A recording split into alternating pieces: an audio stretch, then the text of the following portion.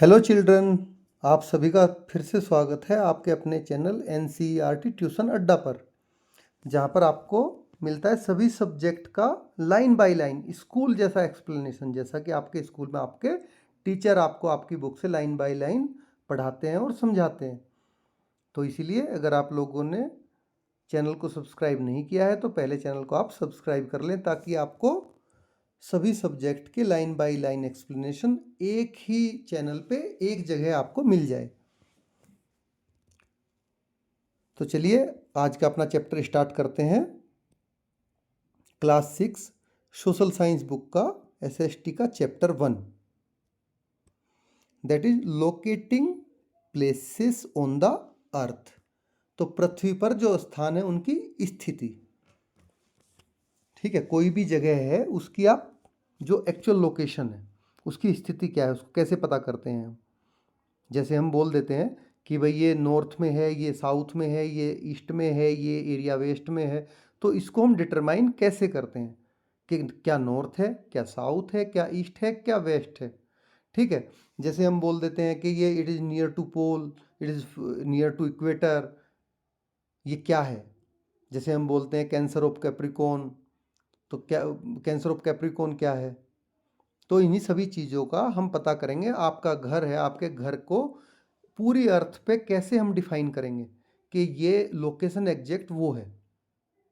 भाई कोई तो कुछ तो कहीं से तो रेफरेंस लेना पड़ेगा ना हमें उसको डिफाइन करने के लिए। तो कोई कोई तो रेफरेंस पॉइंट होगा जिससे हम उसको डिफाइन कर सके कि ठीक है भाई ये लोकेशन इस चीज़ से इतना दूर, इतना नॉर्थ में, इतना साउथ में, इतना ईस्ट, इतना वेस्ट में है। तो वही लोकेट करना अर्थ पे किसी भी प्लेस को। जैसे हवाई जहाज उड़ते हैं, भाई आप ट्रेन चला रहे हो, ट्रेन से जा रहे हो, गाड़ी से जा रहे हो, तो ठीक है रोड है, आप ज़मीन पे हो, आपको डायरेक्शन का वैसे भी कुछ नहीं है, तो सन से भी आपको एक मोटा मोटा आइडिया लग जाता है कि ठीक है भाई ये ईस्ट से उगा है, ये वेस्ट को, ये इधर वेस्ट है, तो हमें जाना किस साइड है। बट जब एरोप्लेन उड़ते हैं एयर में और वो इतने ऊपर हाइट पे उड़ते हैं, एल्टीट्यूड पे, कि उनको नीचे की ज़मीन दिखाई नहीं देती है, उनको कहाँ जाना है। तो तब वहाँ पे वो उसमें क्या करते हैं, उस जगह के कोऑर्डिनेट्स सेट करके बैठते हैं। तो वही आप जानोगे कि वे कोऑर्डिनेट्स क्या होते हैं किसी जगह के। मान लो कोई दिल्ली से फ्लाइट उड़ी, मुंबई उसको पहुंचना है, तो मुंबई रोड से जा रहे हो तो आपको एक मोटा मोटा आइडिया कि हाँ भाई ठीक है हमें वहाँ से साउथ वेस्ट जाना है थोड़ा, ठीक है। बट अगर आप बाई एयर जाओगे और बाई एयर भी इतनी हाइट पे कि आपको नीचे ज़मीन दिखे ना, तो आप कैसे फाइंड आउट करोगे कि आप किस दिशा में जा रहे हो, आपको पता ही नहीं चलेगा।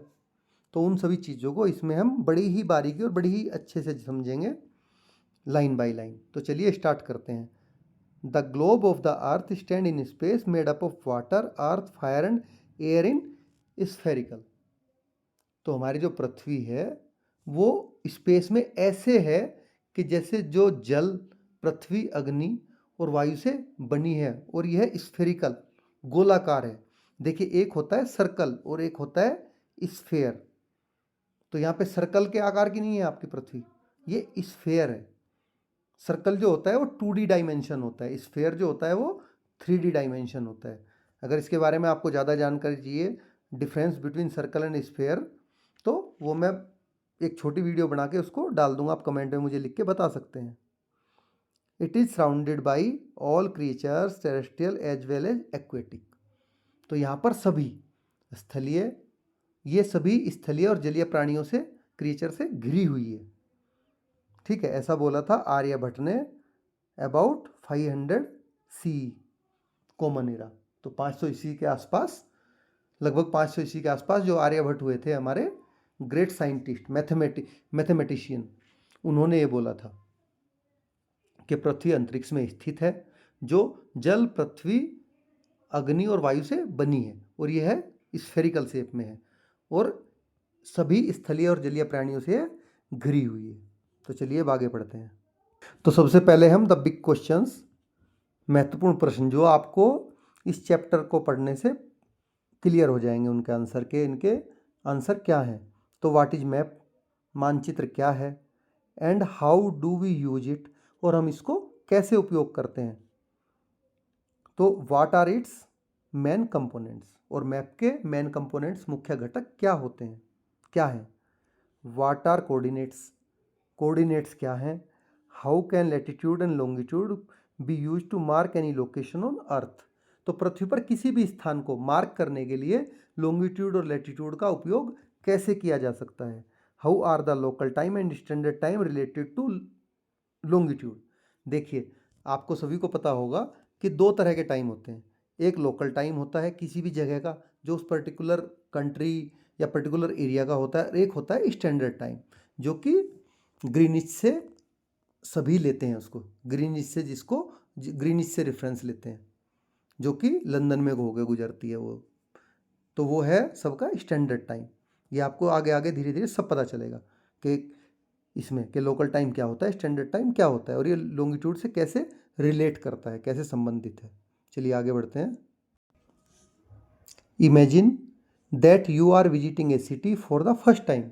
तो आप कल्पना कीजिए, इमेजिन करिए कि आप पहली बार किसी सिटी में जा रहे हैं। How would you find the places you want to visit.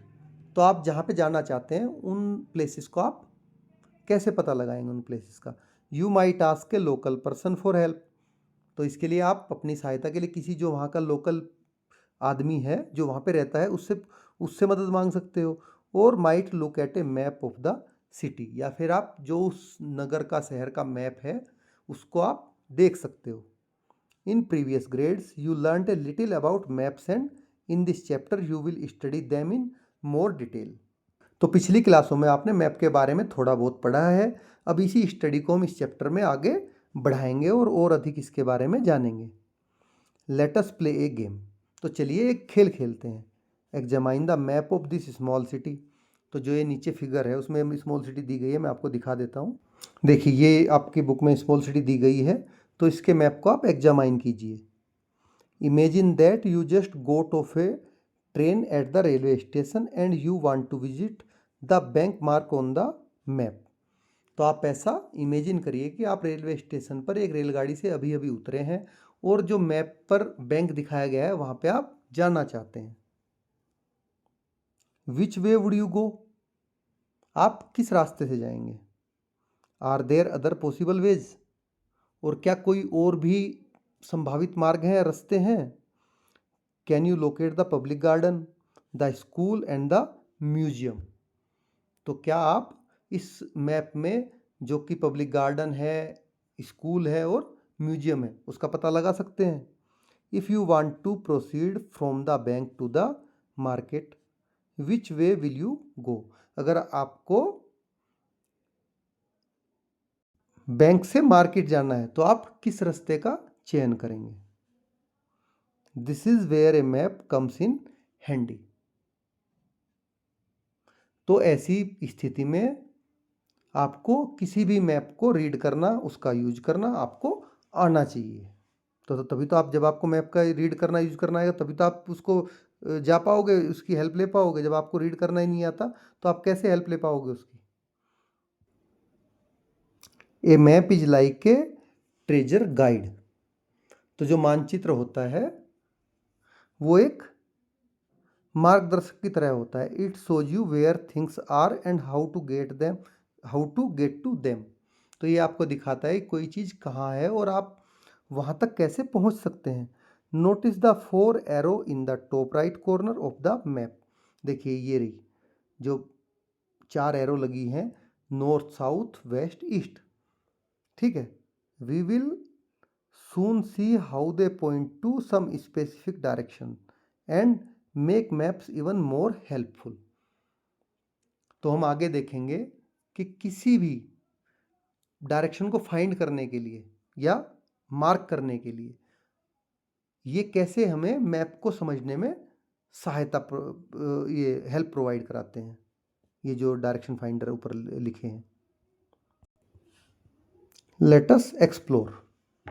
तो आइए पता लगाएं। On the map in figure 1.1 given on page 8 mark the hospital. तो जो आपको पीछे मैप दिया गया है उसमें आप हॉस्पिटल को मार्क करिए। What is the meaning of the blue coloured areas. तो जो एरिया ब्लू से कलर किए गए उनका क्या मतलब है। Which is farther away from the railway station, the school, the nagar panchayat और द पब्लिक गार्डन। तो आपको बताना है कि इन तीनों में से कौन सी चीज़ रेलवे स्टेशन से ज़्यादा दूर है। As a class activity from group of 3 और 4 स्टूडेंट ईच। अब क्लास का आप एक क्लास एक्टिविटी की तरह इसको लीजिए और 3 से 4 स्टूडेंट्स का एक ग्रुप बनाइए, एक एक। Let each group try to draw a map of your school and some of the street और roads that lead to it and a few neighbouring buildings. तो आपको इसमें क्या करना है, हर एक जो आपका ये ग्रुप है उसको अपने स्कूल का और उससे आने या जाने वाले कुछ रास्तों का और जो आसपास में आपके बिल्डिंग्स हैं उनका मानचित्र बनाने को बोलिए। At the end compare all the maps and discuss. अब बाद में आप इन सब मैप को कंपेयर करिए और डिस्कस करिए एक दूसरे के साथ। Now come to a map and its components. तो अब चलिए मैप और उसके कंपोनेंट्स के बारे में जानते हैं। From this simple example we understand that a map is a representation और drawing of some area. It may be a small area जैसे कि कोई विलेज या टाउन हो सकता है एटसेट्रा, ए बिगर एरिया जैसे कि डिस्ट्रिक्ट और स्टेट हो सकती है पूरी, और ए वेरी लार्ज एरिया जैसे कि इंडिया पूरा, इवन होल कंट्री या पूरा एक वर्ल्ड हो सकता है। तो देखिए अब काफ़ी बड़ा है, मैं इसको छोटा छोटा करके आपको समझाता हूँ। तो एक नॉर्मल एग्जाम्पल से, from a simple example you can understand, आप समझ सकते हैं कि मैप क्या होता है। मैप किसी एरिया का एक प्रतीकात्मक रिप्रेजेंटेशन होती है, ड्राइंग रिप्रेजेंटेशन ड्राइंग होती है। तो इसमें क्या होता है कि एक या तो बहुत छोटा क्षेत्र जिसमें गांव या कस्बा हो सकता है, एक बहुत बड़ा क्षेत्र कोई डिस्ट्रिक्ट या राज्य मान लीजिए, अथवा भारत जैसा एक अति विशाल देश या पूरा विश्व हो सकता है। देखिए एक मैप पे आपने देखा होगा इंडिया मैप, पूरा वर्ल्ड मैप, तो एक मैप पे पूरे वर्ल्ड का भी रिप्रेजेंटेशन हो जाता है ड्राइंग से। इन ए map you look at the surface as if you are viewing it from the top। तो मैप में आप क्या करते हैं, उसकी बॉटम को, सतह को देखते हैं, जो उसका वो है सरफेस को देखते हैं और आप उसे ऊपर से देखते हैं। An atlas is a book or collection of map. तो एटलस एक बुक है जो कि मैप का पूरा संग्रह है, पूरा कलेक्शन है, उसमें बहुत सारे मैप हैं एटलस बुक में। As you will discover, there are several kind of maps। तो जैसा कि आप जानेंगे, खोजेंगे, डिस्कवर करेंगे कि मानचित्र जो मैप होते हैं वो कई प्रकार के होते हैं, कई टाइप्स के होते हैं, कई। चलिए तो पहला है फिजिकल मैप, जिसको बोलते हैं भौतिक मानचित्र, which mainly shows some natural feature such as mountain, ocean and rivers. See example in 5.2 in this textbook. तो फिजिकल मैप क्या होते हैं, जो कि आपको नेचुरल फीचर शो करें, जैसे कि माउंटेन्स हो गए, ओशन हो गए, रिवर्स हो गई, ठीक है, जो आपको मतलब प्राकृतिक आकृतियां दिखाएं। मेनली नेचुरल फीचर मतलब जो प्राकृतिक आकृतियां हैं उनको शो करें। तो माउंटेन क्या नेचुरल होते हैं, ओशन भी नेचुरल होते हैं, रिवर भी होती हैं, तो वे हो गए आपके फिजिकल मैप्स। अब सेकंड पे चलते हैं पॉलिटिकल मैप्स। अब जैसे as for name itself, political मतलब राजनीतिक, तो ये क्या दिखाएगा, जो राजनीतिक है वो सीधी सी बात है किसी राज्य की, किसी शहर की, किसी गांव की, किसी नगर की, किसी देश की सीमा को प्रदर्शित करेगा, उसकी बाउंड्री को दिखाएगा। तो वही इसमें लिखा है, which shows detail of countries और states boundaries, cities etcetera. For instance a map of India with all its state, union territories and their capitals. तो देखिए ये किसी, जैसा कि मैंने बताया उसी तरह सेम है कि किसी राज्य का हो सकता है, किसी देश का हो सकता है, किसी नगर का हो सकता है, या किसी गांव का भी हो सकता है, या बहुत सारे राज्य, केंद्र शासित प्रदेश और उसकी राजधानियों को दर्शा सकता है। जैसे इंडिया का मैप है, तो इंडिया का मैप भी वो भी पॉलिटिकल मैप है, जो पूरे इंडिया की सारी स्टेट्स को और उनकी सबकी राजधानियों को दर्शाता है, और सारे केंद्र शासित प्रदेश भी वो इंडिकेट करता है। तो चलिए थर्ड वन चलते हैं, दैट इज थीमेटिक मैप। ठीक है, अब थीमेटिक क्या होता है भाई, ये तो ये हमें with a specific kind of information, ठीक है, इसमें एग्जांपल भी दिया गया है, वो आप देख लेना। तो थीमेटिक मैप हमें क्या प्रोवाइड कराता है, विशेष तरह की कोई जानकारी, विशिष्ट प्रकार की सूचना जो आपको चाहिए वो थीमेटिक मैप देते हैं। तो आपके पास में 3 तरह के मैप हो गए, ठीक है, 3 काइंड्स के। एक फिजिकल मैप जो आपको नेचुरल फीचर बताएगा, एक पॉलिटिकल मैप जो आपको पॉलिटिकल किसी भी बाउंड्री को बताएगा, किसी नगर, राज्य, गांव, शहर या देश की। और थर्ड वन हो गया थीमेटिकल मैप, जिसकी जो आपको किसी पर्टिकुलर चीज़ के बारे में जानकारी जाननी है। In addition there are 3 important components of maps. इसके साथ साथ मैप के 3 मेन इंपॉर्टेंट कंपोनेंट भी होते हैं। फर्स्ट वन इज डिस्टेंस, दूरी। Second one is direction, that is दिशा। और third one is symbols, that is प्रतीक चिन्ह, जिससे किसी चीज़ को मैप पे आप शो करते हो। देखिए हो आप, जैसे रेलवे स्टेशन है, रेलवे स्टेशन को आप ऐसे शो कर दोगे कि ले भाई ये रेलवे स्टेशन हो गया, ठीक है। हॉस्पिटल है, उसको आप ऐसे शो कर सकते हो। तो इस तरह से ये होते हैं आपके symbols. You have already experience the first two while navigating the map in figure. तो इनमें से जो पहले दो हैं उनको आप फिगर को नेविगेट करने में जान चुके हैं। तो let us now define them more precisely. तो चलिए अब इनको और सटीक ढंग से जानते हैं। Have you ever wondered how a huge place can fit on a small piece of paper.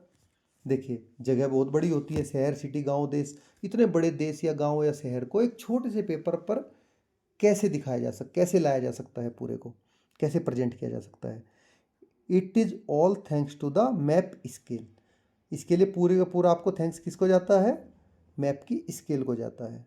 Late us go back to our map of a small city. अब आप एक लघु नगर के मानचित्र पर वापस चलते हैं, चलिए स्मॉल सिटी के। Each centimetre on the map as printed here represent a certain distance on the ground. तो देखिए जो आपका पेपर है, पेपर में तो आप सेंटीमीटर में नाप पाएंगे, मीटर में तो नाप नहीं पाएंगे क्योंकि पेपर ही आपका बहुत छोटा है। तो यहाँ पे हर एक सेंटीमीटर जो डिस्टेंस है उसमें किसी भी चीज़ के बीच की दूरी, वो एक सर्टेन डिस्टेंस को रिप्रेजेंट करती है ग्राउंड पे। तो let us suppose it is 500 metre. अगर आपका मैप पे 1 सेंटीमीटर आपने कोई लाइन खींची, तो वो आप लिख दोगे साइड में कि 1 centi the scale is 1 centimetre equal to 500 metre. अगर कोई उसको नापेगा भी तो उसको पता चल जाएगा कि भाई यहाँ से मान लो रेलवे स्टेशन से जो कॉलेज है वो 5 सेंटीमीटर है, तो वो पता कर लेगा कि 5 into 500 metre equal to 2.5 kilometre. तो एक्चुअल में वो इतना किलोमीटर है। समझ गए आप। We say that the scale 1 centimetre equal to 500 metre. Now turn to the map of India in figure. Chapter 5 of this textbook, वो आपकी बुक में आगे है, उसमें आप देख सकते हैं। The scale is represented in the bottom left corner by a ruler with 500 written above its length and kilometer on the side। तो जिस पे आपको दिखेगा कि जो लेफ्ट कॉर्नर में एक रूलर है वो दिखा रहा है आपका, उसमें 500 लिखा हुआ है और किनारे पर किलोमीटर लिखा हुआ है, ठीक है। अब इसका मतलब समझते हैं कि क्या है। It simply means that this ruler which measure 2.5 centimetre in the printed map correspond to 500 kilometre on the ground.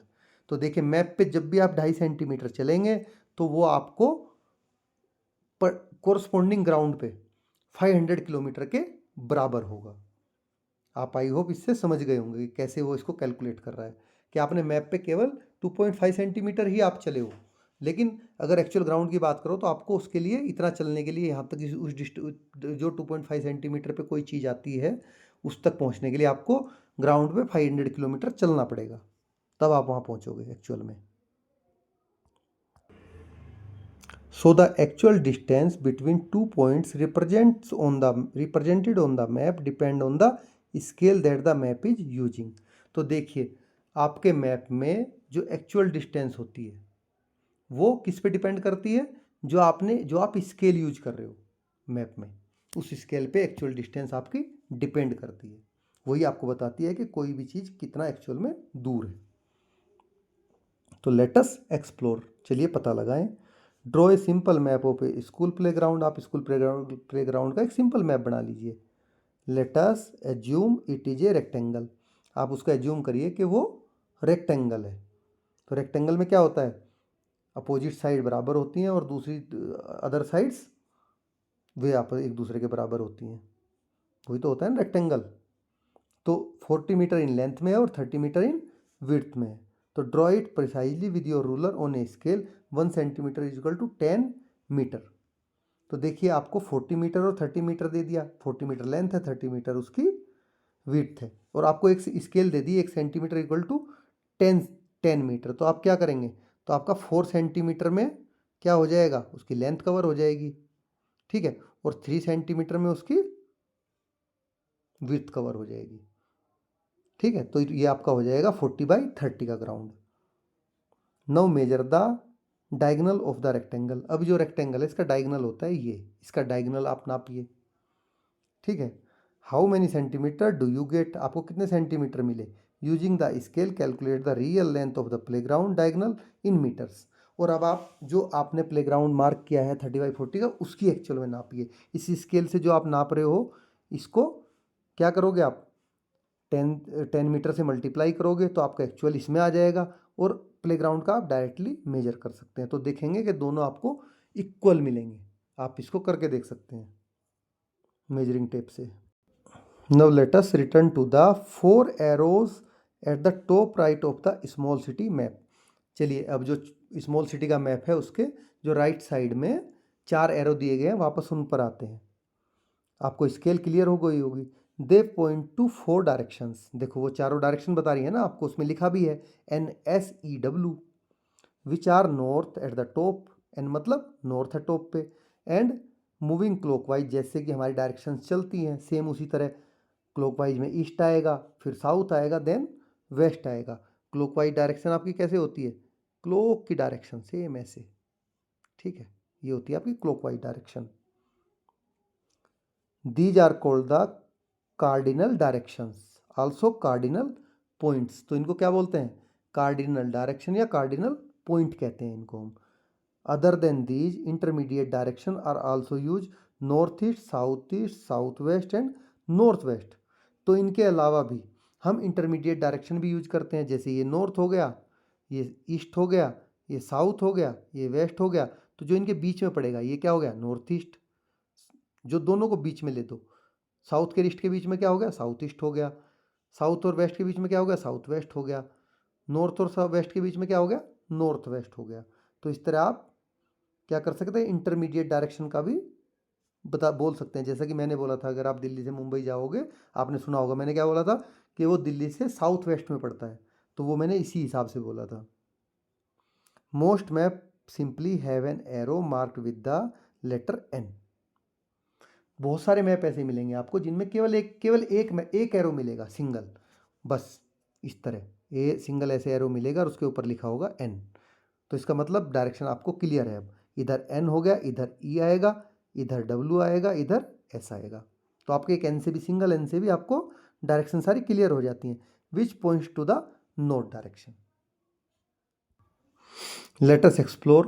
तो चलिए आगे पता लगाएं।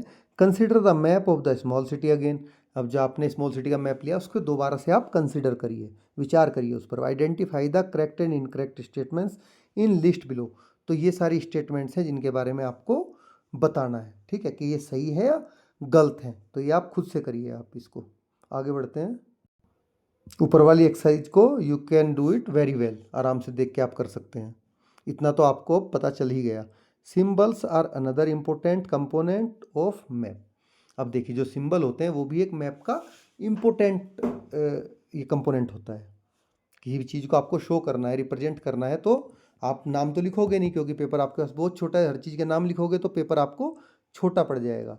तो इसलिए आप उसके छोटे छोटे क्या हम करते हैं, सिंबल बनाते हैं हर चीज़ के, ठीक है। जैसे मैंने ऊपर बताया कि आपको कहीं हॉस्पिटल दिखाना है तो हॉस्पिटल कितना बड़ा होता है, आप जरा सा ऐसे प्लस का निशान लगा दोगे तो हॉस्पिटल का सिंबल हो गया।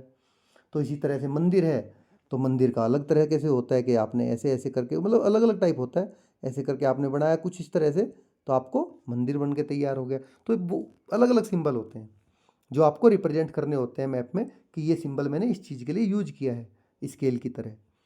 और map has small drawing of actual building and a few other elements, but there would not be enough space on the map of a large city और a country to draw them all.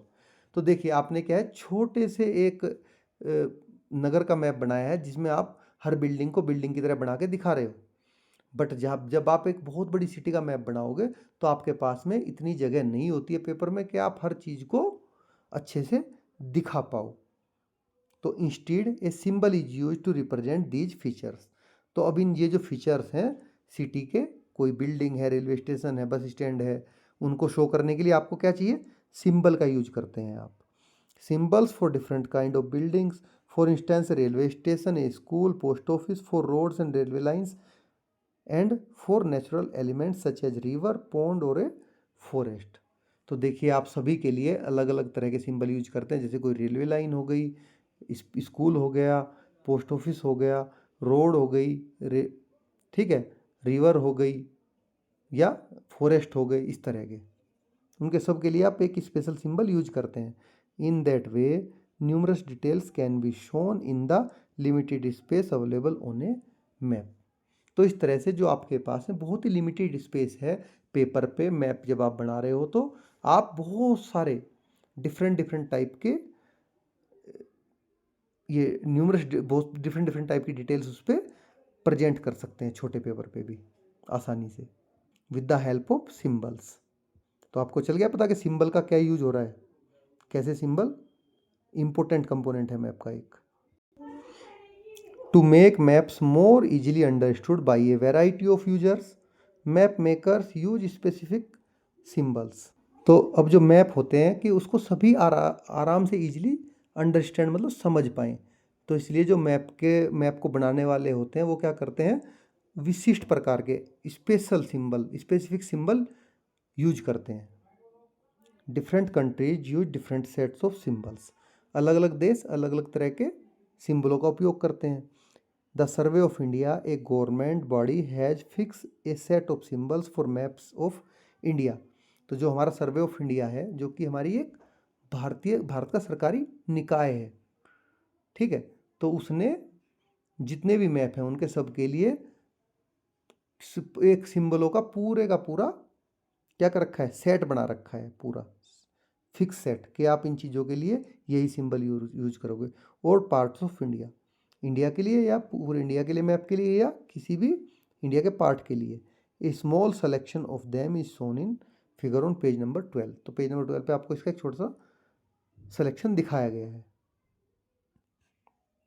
Late us explore, आइए पता लगाएं। Draw a rough map on your locality, on your village including your home, school and few other important landmarks.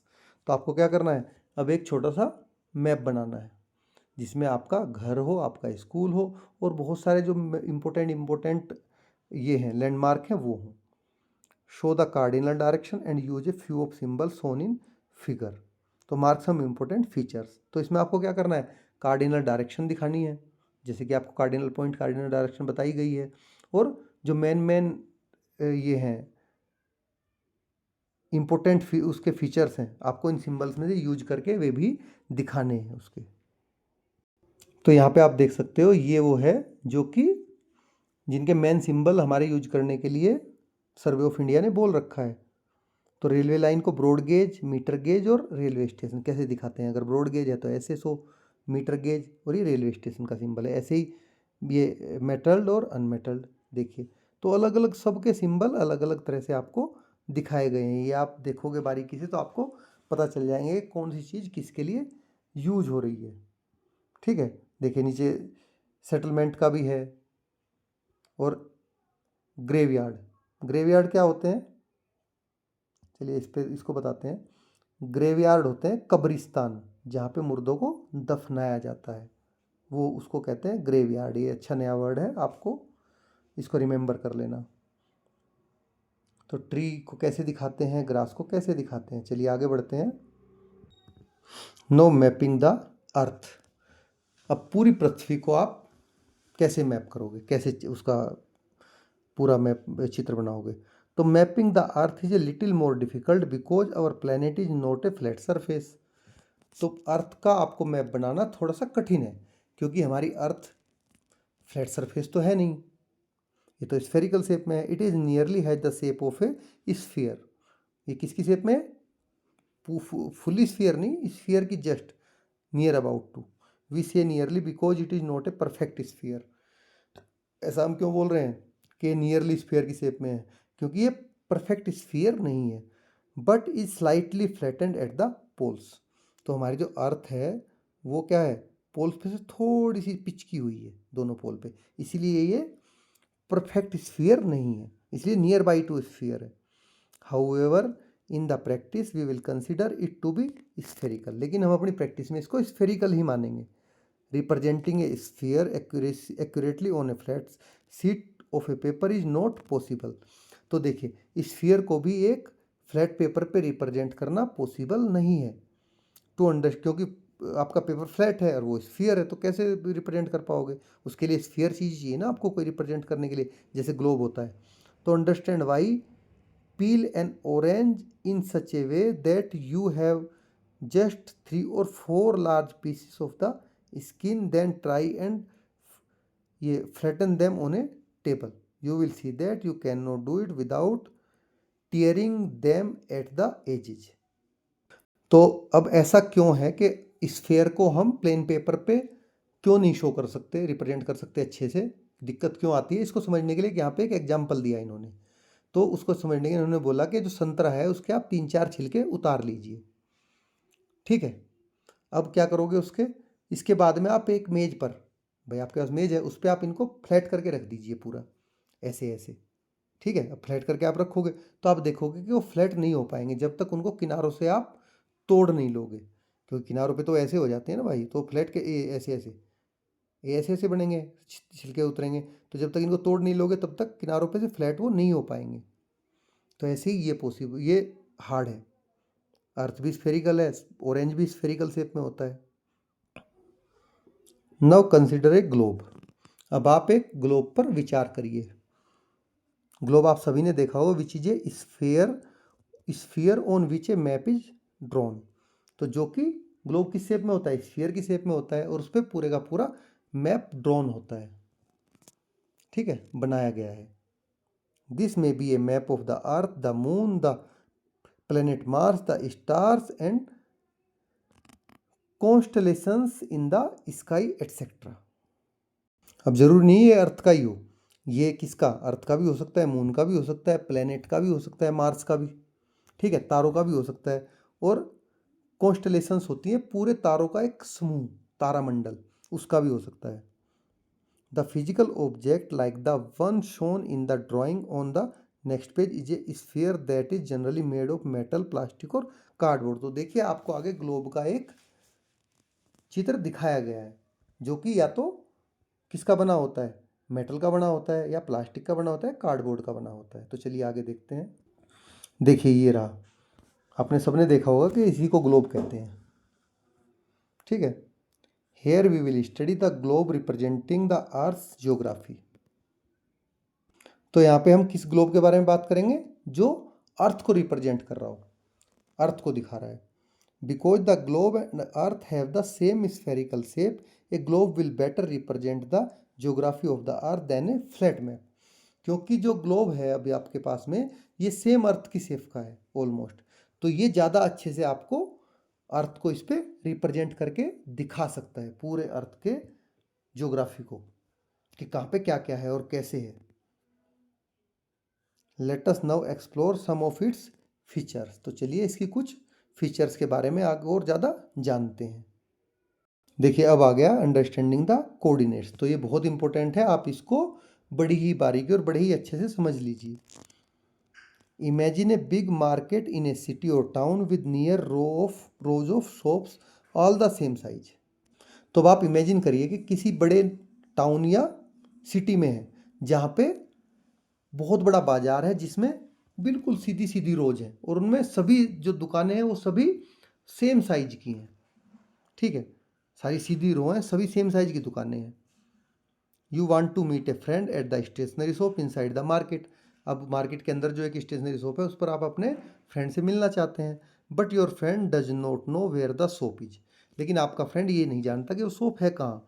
So you would give directions like meet me at 6 PM at the 7th shop in the 5th row of the entrance.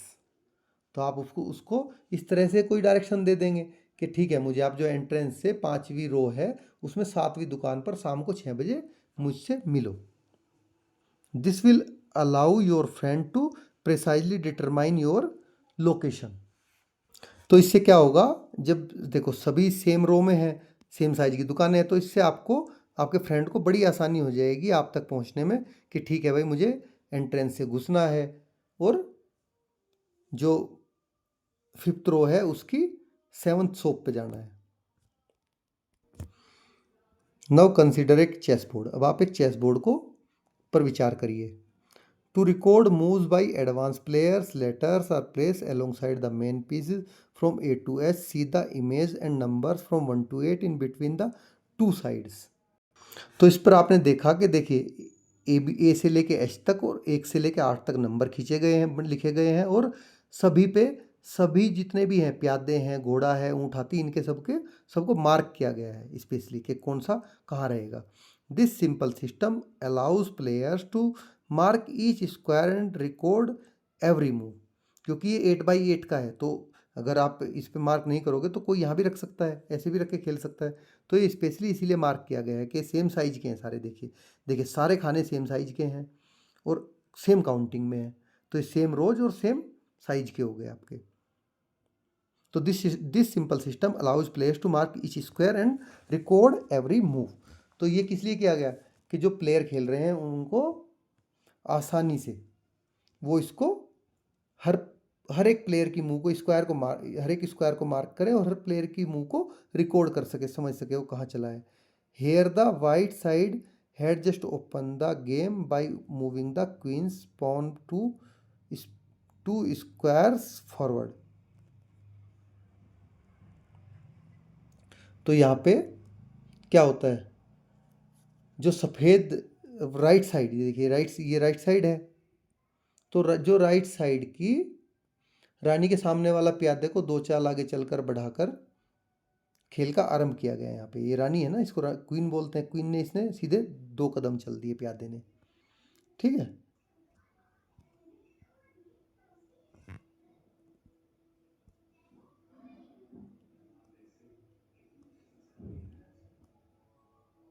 So the pawn is said to have moved from D to D4।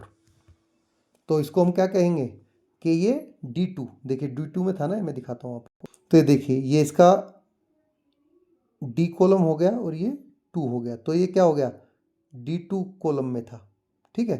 अब D2 से D3 D4 में पहुंच गया आपके। तो आप इसको बोल सकते हो ना कि D2 से D4 में आगे बढ़ा है।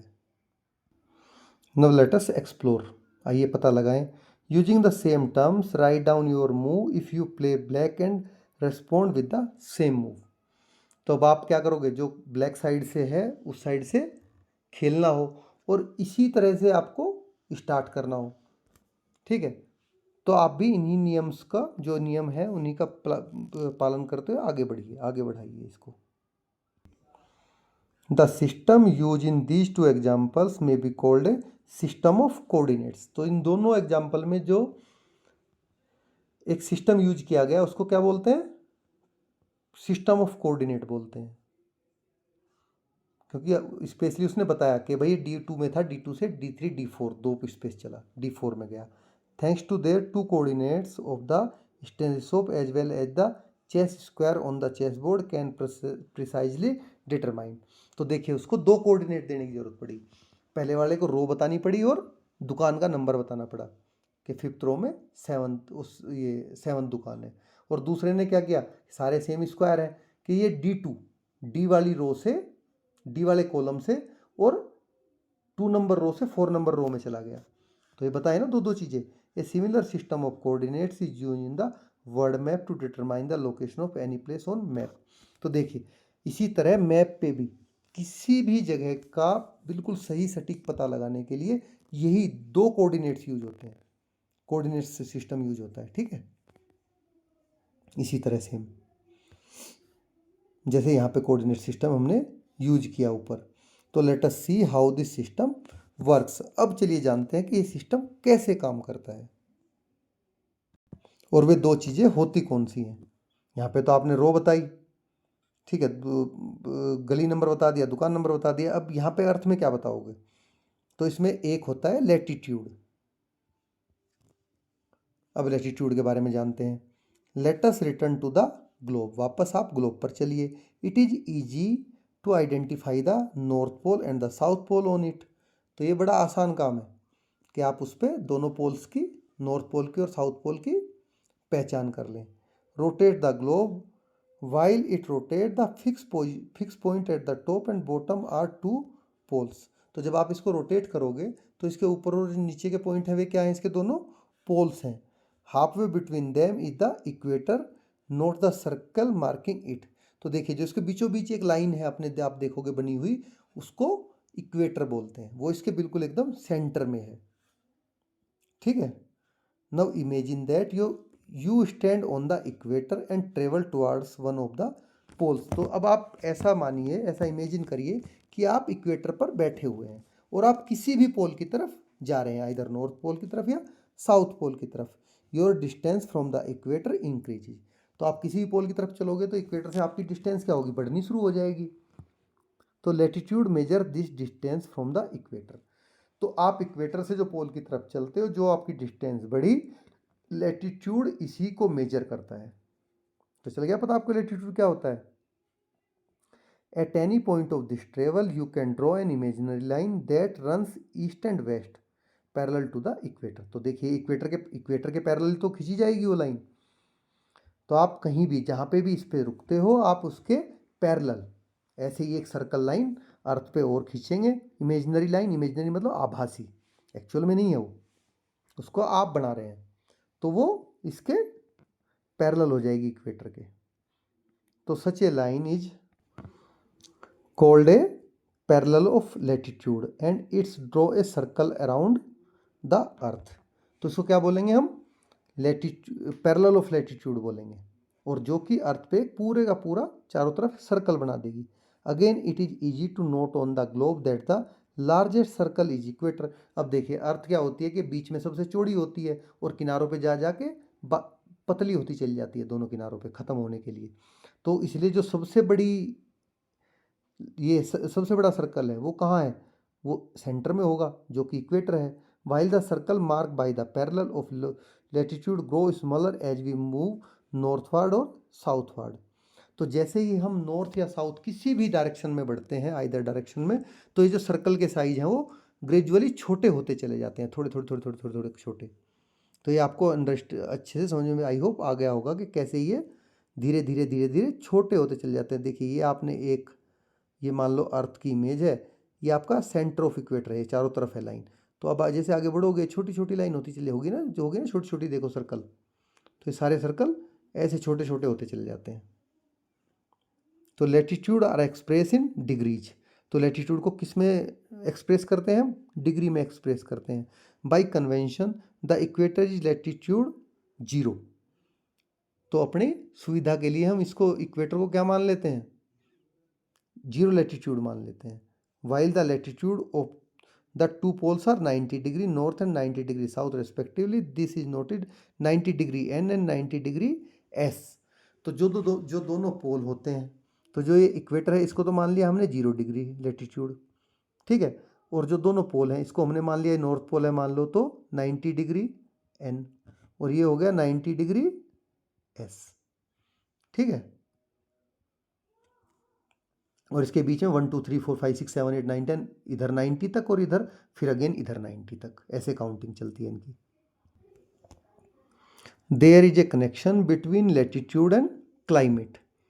तो देखिए अब जो आपका लैटिट्यूड है और क्लाइमेट है किसी भी जगह का, तो उसके बीच में क्या होता है, एक संबंध होता है, एक कनेक्शन होता है। Around the equator the climate is generally hot. तो जो इक्वेटर के पास का क्लाइमेट है वो कैसा होता है, गर्म होता है। It is also called torrid. तो इसको क्या बोलते हैं हम, टोरिड भी बोलते हैं। As you travel away from the equator towards one of the two pole, in other words your latitude increase. तो देखिए जब आप किसी भी पोल की तरफ बढ़ेंगे इक्वेटर से, तो आप क्या करेंगे, हायर लैटिट्यूड की तरफ बढ़ेंगे, क्योंकि ये तो 0 है, 0 से ज़्यादा ही बढ़ोगे। या फिर आप दूसरे वर्ड में बोलोगे तो किसी भी पोल की तरफ आप बढ़ रहे हो, the climate becomes more moderate और टेम्परेट। तो मोर मॉडरेट मतलब थोड़ा थोड़ा ठंडा होना शुरू हो जाता है। जैसे यहाँ पे तो हॉट है, टॉरिड है पूरा, अब थोड़ा थोड़ा ठंडा होना शुरू हो गया। आप किसी भी तरफ जा रहे हो, किसी भी पोल की तरफ, मतलब लेटीट्यूड को इंक्रीज कर रहे हो। And closer to the north और south pole the climate grows colder और फ्रिजिड। और जैसे ही आप किसी भी पोल पे पहुंचते हो तो क्लाइमेट कैसा हो जाता है, बहुत ही ज़्यादा ठंडा या बिल्कुल फ्रिजिड हो जाता है। You will learn in science why this is so. तो आप अपनी साइंस की बुक में पढ़ेंगे कि ऐसा क्यों होता है। And also why we experience different seasons in the course of a year. और पूरे साल की समय अवधि में हम डिफरेंट डिफरेंट सीजन्स का कैसे अनुभव करते हैं, ये भी आपका पूरा आपको साइंस बुक में पढ़ाया जाएगा। तो चलिए ये रहा पूरा, देखो ग्लोब, इसको हम समझ लेते हैं। ये देखो, ये आपकी इक्वेटर, ये हो गई आपकी जीरो इक्वेटर सेंटर लाइन, ठीक है। और यहाँ से आपकी जो छोटी छोटी दिखाई गई है ना, ये है आपकी ये लेटीट्यूड्स, ठीक है। तो ये नॉर्थ की तरफ जा रहे हुए 90 डिग्री लेटीट्यूड हो गया, इधर 90 डिग्री साउथ हो गया, इस तरह से है। चलिए आगे बढ़ते हैं। अब एक चीज तो आपको मिल गई कि एक तरफ तो आप पता कर सकते हो। अब दूसरी चीज का फाइंड आउट करते हैं जो इसको कट कट करे और दो पॉइंट बने आपको।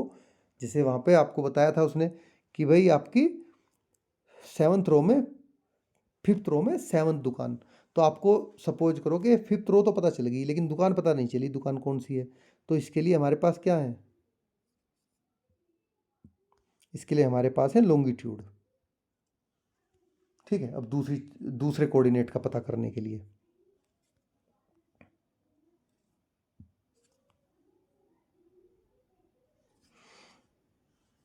तो ये हो गया लॉन्गिट्यूड। चलिए लॉन्गिट्यूड पढ़ते हैं। Imagine now that you travel from the north pole to the south pole by the shortest possible line. तो देखिए आप बिल्कुल सबसे छोटी लाइन के थ्रू जो नॉर्थ पोल से साउथ पोल या साउथ पोल से नॉर्थ पोल की यात्रा करेंगे, ठीक है। तो observe the globe, you will see the instead of passing through Europe and Africa you could just as well as pass through Asia, the distance would be the same. तो आप कहीं से भी जाओ, चाहे आप यूरोप और एशिया से होकर, अफ्रीका और एशिया यूरोप से होके जाओ या एशिया से होके जाओ, तो हर जगह से आपको डिस्टेंस बराबर ही पाएगी, वो इक्वली रहेगी ना भाई वो तो दीज लाइन्स और कोल्ड मेरिडियंस ऑफ लॉन्गिट्यूड। तो जो ये लाइन आप क्रिएट करोगे पूरी अर्थ पे, तो ये क्या हो जाएंगी, लाइन ऑफ लॉन्गिट्यूड हो जाएंगी। अब ये लॉन्गिट्यूड कैसे बनेंगी, ऐसे, जो ऐसे लाइनें बनेंगी, ठीक है। तो लेटीट्यूड क्या थी, ऐसे बनी हुई। तो अब आपको अर्थ पे किसी भी पॉइंट को काटने वाली दो लाइनें मिल गई। ये मोटी दिखा रखी हैं बट ये बहुत बारीक बारीक भी होती हैं, बिल्कुल छोटी छोटी, बिल्कुल जरा जरा सी जगह का भी ये पता कर देती हैं।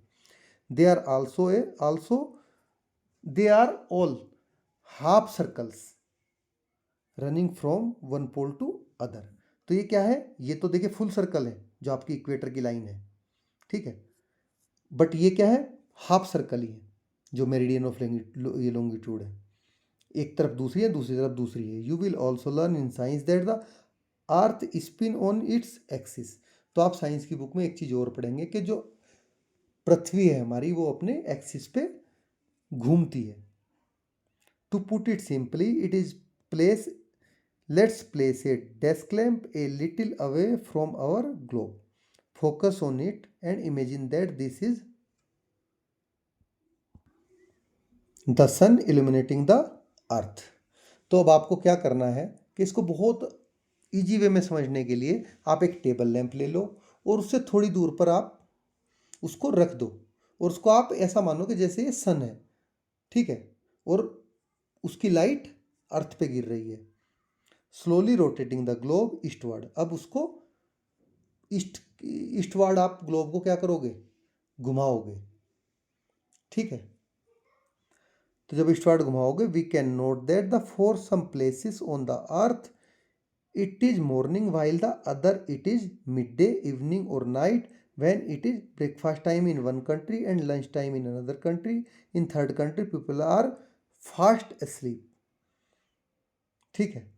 तो आप इससे क्या देखोगे कि जब आप देखोगे जो उसके सामने जो हिस्सा उसके सामने है आपके लैंप के, वहाँ तो दोपहर हो रखी होगी, पूरी लाइट होगी। अब जो उससे थोड़ी दूर है वहाँ पे कहीं मॉर्निंग होगी, कहीं इवनिंग होगी, कहीं पे जो अपोजिट साइड में है वहाँ पे रात होगी। ऐसा ही होगा ना। तो ऐसे ही हमारी सेम अर्थ पे होता है। तो जो पार्ट हमारा अर्थ का सन की तरफ होता है, उस पे उस समय बिल्कुल जो एग्जैक्ट 90 डिग्री सन के बिल्कुल सामने है वहाँ दोपहर होती है, और जो उससे आगे के पार्ट हैं वहाँ पे क्या होती है, सुबह होती है, और जो पीछे के पार्ट हैं वहाँ पे शाम होती है। तो ऐसे ही हमारी सेम अर्थ पे होता है। That is why by measuring the longitude of a place we also be measuring the time at the place. Let us see how. तो इस तरह से हम किसी भी लॉन्गिट्यूड का जो हम जब हम नापते हैं उससे हमें उस जगह के समय का भी पता चलता है। ठीक है, तो देखते हैं चलो ये कैसे पता करते हैं उस जगह के समय का हम लॉन्गिट्यूड से। To measure longitudes we need to define a reference point called the prime meridian. तो किसी भी अब आपको क्या करना पड़ेगा, लॉन्गिट्यूड को मापने के लिए एक कोई भी रेफरेंस पॉइंट लेना पड़ेगा जिसको हम प्राइम मेरिडियन कह लेते हैं। भाई कोई रेफरेंस पॉइंट तो आपको चाहिएगा ना, तो हमने प्राइम मेरिडियन एक रेफरेंस पॉइंट ले लिया, जैसे वहाँ पे इक्वेटर लिया था। It is also called Greenwich meridian because in the year 1884 some nations decided that the meridian passing through Greenwich or an area of London in England would become the international standard for the prime meridian. तो ये हमने कौन सा माना है, जो हमारी longitude line Greenwich से होकर गुजरती है, ठीक है, जो कि इंग्लैंड के लंदन से होके जाती है। तो जो वो लाइन है उसको 1884 में कुछ देशों ने मिलकर ये मान लिया कि ठीक है भाई, हम इसको पूरे वर्ल्ड में टाइम के लिए इसको रेफरेंस पॉइंट मान लेते हैं पूरे इंटरनेशनली। ठीक है भाई, कोई तो एक रेफरेंस पॉइंट चाहिए था, तो उन्होंने उसको जो लाइन ग्रीनिच से होकर लंदन से होकर गुजरती है लॉन्गिट्यूड लाइन, उसको प्राइम मेरिडियन मान लिया। तो चल गया पता आपको प्राइम मेरिडियन क्या है और कैसे ये इससे टाइम का रेफरेंस लिया जाता है। It is mark at 0 degree longitude. तो इसको क्या मार्क किया कि 0 डिग्री लॉन्गिट्यूड है भाई ये। अब यहाँ से स्टार्ट करेंगे हम, ठीक है। Just a latitude, it is measure of the distance from the equator if you travel towards one of the poles. देखिए जैसे ही आप लैटिट्यूड को मेजर करते हो कि आप एक पोल से दूसरे इक्वेटर से किसी भी पोल की तरफ आप चलते हो, तो आप इक्वेटर के उस पर डिस्टेंस मेजर करते हो, ठीक है, तो आपका लैटिट्यूड बढ़ता जाता है। तो longitude is a major of the distance from prime meridian if you travel along the equator. तो अब क्या करना है आपको, जैसे ये आपका अर्थ है, ये आपकी प्राइम मेरिडियन है, ठीक है। अब इससे ये आपका इक्वेटर है, तो इक्वेटर की तरफ चलोगे, ऐसे ऐसे लाइनें बनेंगी ना इक्वेटर की तरफ, तो ये इससे डिस्टेंस को मेजर करेगा, ठीक है, इससे इक्वेटर की तरफ को। तो longitude 2 is measured in degrees. Longitude को भी हम डिग्री में ही मेजर करते हैं, हमने लैटिट्यूड भी डिग्री में मेजर किया था, बट इसको वेस्टवार्ड या ईस्टवार्ड मेजर करते हैं, ठीक है। उसको हम कैसे मेजर कर रहे थे, नॉर्थवार्ड या साउथवार्ड इक्वेटर को, इसको लैटिट्यूड को, लॉन्गिट्यूड को कैसे मेजर कर रहे हैं, ईस्टवार्ड या वेस्टवार्ड, दोनों में डिफरेंस है। It increases in value from 0 to 180 degree. वो क्या कर रहा था, 0 से 90 डिग्री एक तरफ, 0 से 90 डिग्री दूसरी तरफ, क्योंकि 0 वहाँ पे क्या था, सेंटर में था।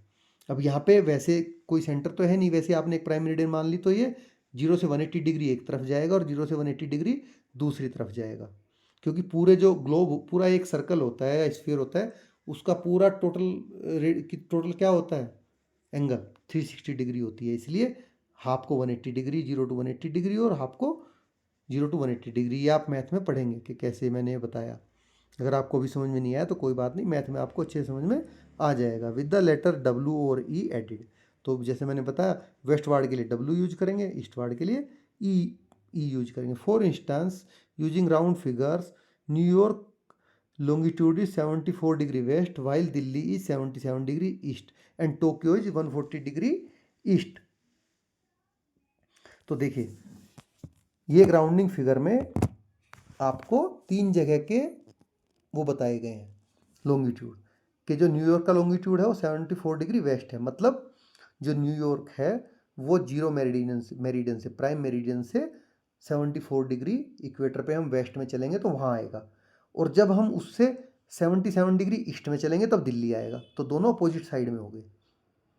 ठीक है, तो अगर इन दोनों की हम डिस्टेंस मेजर करेंगे तो 74 प्लस 77 दोनों टोटल हो जाएंगे, तो टोटल मिला के आएगा 151 डिग्री, दोनों के बीच में इतना गैप है। और टोक्यो टोक्यो 140 डिग्री ईस्ट है। अगर हमें दिल्ली और टोक्यो के बीच ही करनी है तो 140 में से हम 77 को माइनस करेंगे, क्योंकि दोनों सेम साइड में है। तो ये आई होप ये आपको समझ में आया होगा कि किसी भी बीच की डिस्टेंस मेजर करने के लिए आपको कैसे करना है। अगर सेम साइड में है तो बड़ी में से छोटी को माइनस करना है, और अगर अपोजिट साइड में है तो दोनों को प्लस करना है आपको, क्योंकि एक आपकी ईस्ट की तरफ है, एक उससे 0 प्राइम मेरिडियन से, एक आपकी वेस्ट की तरफ है। तो चलिए आज की क्लास के इसके फर्स्ट चैप्टर के फर्स्ट पार्ट को यहीं पे समाप्त करते हैं, क्योंकि चैप्टर आपका काफ़ी बड़ा है, तो इसको सेकंड पार्ट में हम बचे हुए पार्ट को कवर कर लेंगे। ठीक है, तो जैसा कि मैंने आपको पहले बताया था, अगर आपने चैनल को सब्सक्राइब नहीं किया है तो आप चैनल को सब्सक्राइब कर लीजिए। यहाँ पर आपको सेम जैसे आपको स्कूल में पढ़ाया जाता है उसी तरह से लाइन बाय लाइन एक्सप्लेनेशन के साथ में हर सब्जेक्ट के सब chapter with question and answer आपको कराए जाएंगे।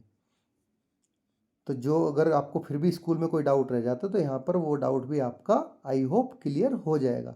हालांकि जो टीचर हैं वो सबके ही अच्छा पढ़ाते हैं, वो पूरी मेहनत से पढ़ाते हैं, कोई किसी को डाउट छोड़ता नहीं है, बट फिर भी अगर थोड़ा बहुत कुछ रह जाता है तो यहाँ पे आप उसको क्लियर आराम से कर सकते हैं। अगर आपको कोई डाउट है तो आप कमेंट में उसको ज़रूर लिखें। I will try to explain it very well to you as per my best of knowledge. So thank you for watching.